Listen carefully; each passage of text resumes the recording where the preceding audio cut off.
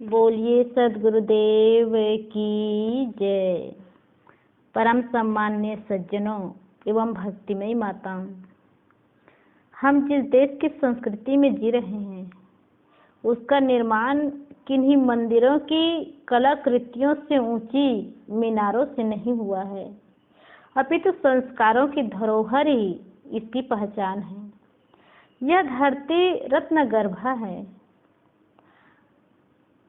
ऐसे रत्न जो पिता के वचनों की रक्षा के लिए राज सिंहासन त्याग कर वनवासी हो जाते हैं।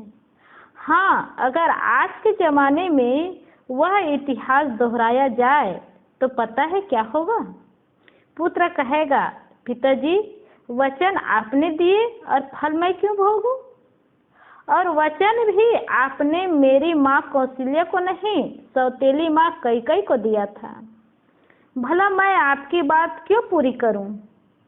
हमारा इतिहास गवाह है कि पुत्र पिता के वचनों की रक्षा करता है और एक पत्नी पतिव्रत धर्म का पालन करते हुए पति के साथ 14 वर्षों तक वन में रहती है। आज की पत्नी तो साफ कह देगी, अगर इतना ही पिता से प्रेम था तो मुझे ब्याह कर क्यों लाए? तुम जाओ वन में, मैं तो चली अपने पीहर। श्रवण कुमार अपने कंधों पर कांवर ढोते हुए अंधे माता पिता को तीर्थ यात्राएं करवाता है।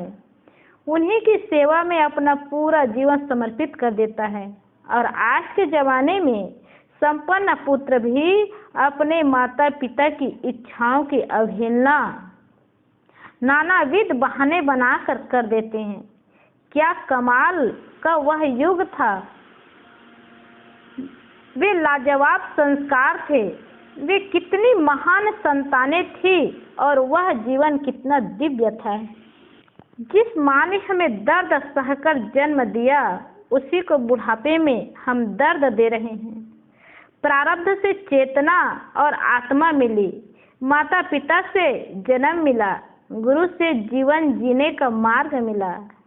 शरीर में एड़ी से चोटी तक ऐसा कुछ भी नहीं है जो पत्नी ने दिया हो।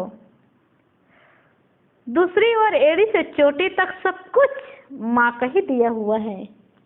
आजाद हिंद फौज के संगठन के लिए सुभाष चंद्र बोस एक बार बैंकॉक गए। उन्हें आजाद हिंद फौज के संगठन के लिए धन की जरूरत थी। कुछ महिलाओं ने नेताजी के इस संकोच को समझ लिया। उन्होंने मंच पर आकर अपने आभूषण दान देना प्रारंभ कर दिया। यह देखकर नेताजी भावाभिभूत हो गए।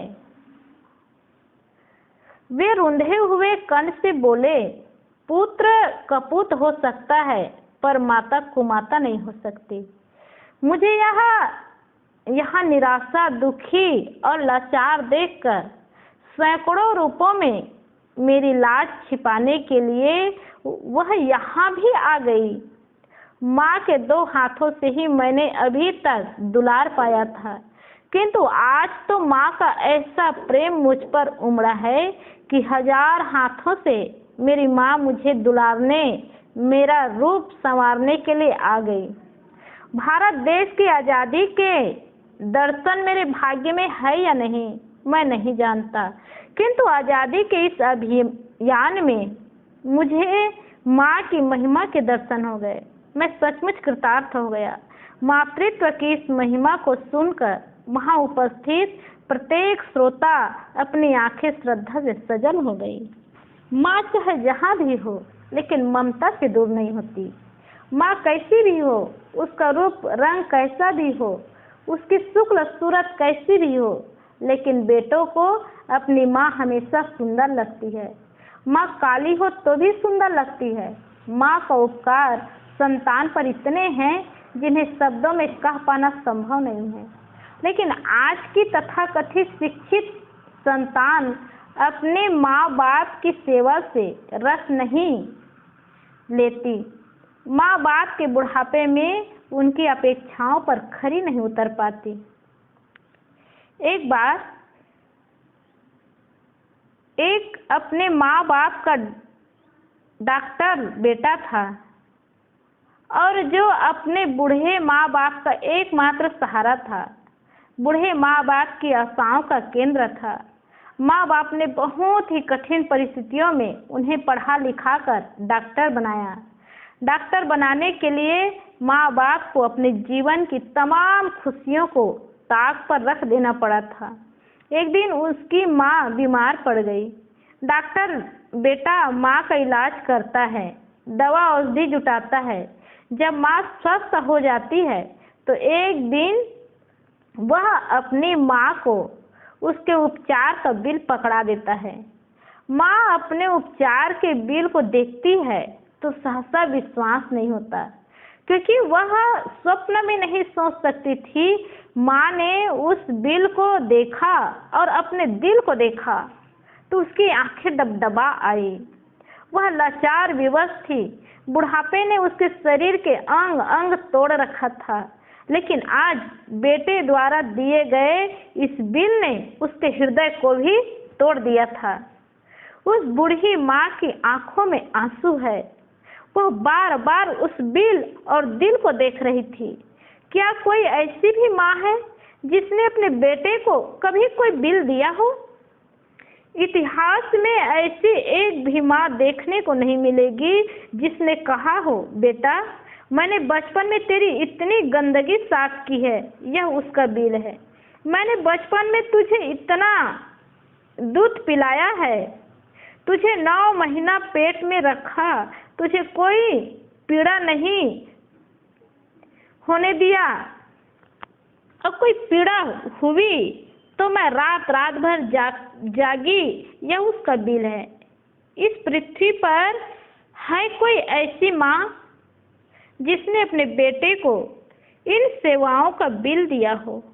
और किसी माँ ने एक भी बिल अपने बेटे को पकड़ा दिया हो, सिर्फ इसी एक बात का कि मैंने तुझे 9 महीने अपने पेट में रखा है? तो क्या उस बिल का भुगतान अदा कर सकेंगे? माँ के उपकारों का बदला हिंदुस्तान को बेचकर भी चुकाया नहीं जा सकता। लेकिन आज के पढ़े लिखे बेटे माँ को बिल देते हैं। इसलिए आज शिक्षित होते जा रहे हैं, शिक्षा का विकास होता जा रहा है, लेकिन संस्कार घटता जा रहा है। और संस्कार की कमी के कारण जीवन दुखमय ही नहीं नरकमय बनता जा रहा है। संस्कार की मोहर जीवन के सिक्के को बहुमूल्य बना देती है। मोहर रहित सिक्का चलन के बाहर हो जाता है तथा संस्कारहीन बालक समाज में आतंकवादी का उग्र रूप धारण कर लेता है।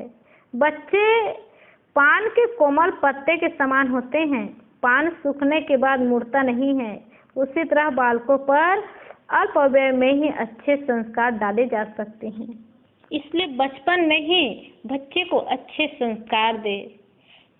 इतना लायक न बनाए कि वही बच्चे बड़े होकर के माता पिता को नालायक समझे, इतना जरूर है। ऐसा योग्य बनाए कि बच्चे बड़े होकर के माता पिता की सेवा कर सके, उनका सम्मान कर सके, उनके आज्ञा का पालन कर सके, माता पिता को सुख दे सके।